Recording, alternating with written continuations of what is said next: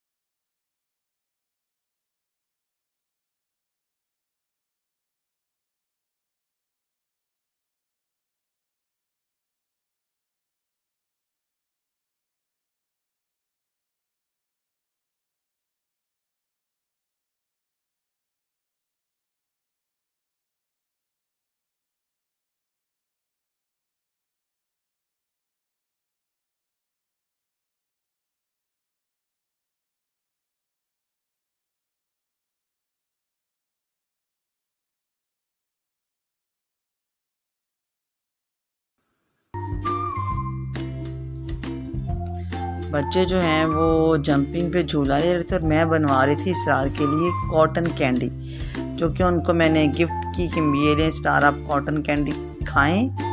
और बहुत ही मज़े की थी कॉटन कैंडी और इसरार ने थोड़ी सी टेस्ट की, उनको फिर अच्छी लगी और उन्होंने बहुत सी खाई। जब हम वापसी के लिए आ रहे थे तो रास्ते में जो ये बैनर्स लगे हुए थे कि इमरान खान को खुश आमदीद, वो पाकिस्तान सरगोदा में आ रहे हैं, सुबह यकम है।